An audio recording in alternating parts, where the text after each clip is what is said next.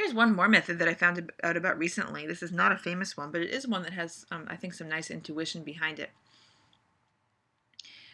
Is the number, another question we could ask is whether the number of hypotheses we reject is as expected.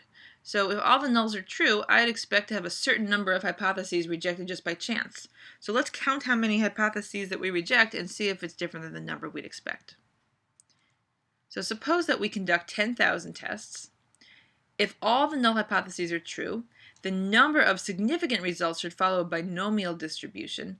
In other words, centered at 10,000 times 0.05. So if I have 10,000 tests and a 0.05 error rate, I'd expect to make about 500 errors, but it wouldn't be exactly 500 errors. When I say binomial distribution, what I mean is the distribution of the number of errors I make if I do 10,000 independent tests, each with a 0.05 error rate. So there's a picture. So this picture shows if I do 10,000 independent tests, each with an error rate of 0.05, and then I count up how many errors I have, how many null hypotheses I falsely reject. On average, it'll be 500, but it wouldn't be shocking if it was as low as 450 or as high as 550. So what does this method say? 95% of the time, the number of significant tests, the number of tests where I'm rejecting the null, would be less than 536. 536 is the 95th percentile of this distribution right here.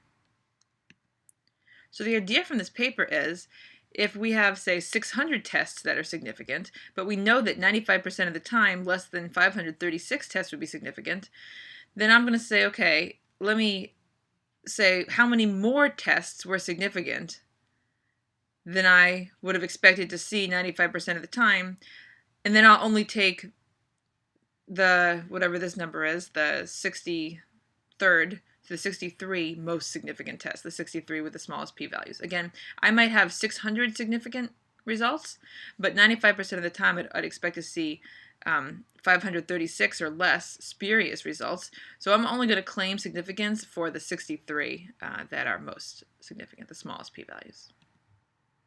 And if I do that in this case, with this test that I have here, here's the binomial distribution for only 6 tests. Rounding up, we'd expect 0 or 1 test would be significant at the 0.05 level. We observed 2, so we would consider just 2 of them to be significant. Again, this method doesn't work so well with only 6 tests, but this is how we would do it here. We consider the 2 tests with the smallest p-values to be significant and the rest not.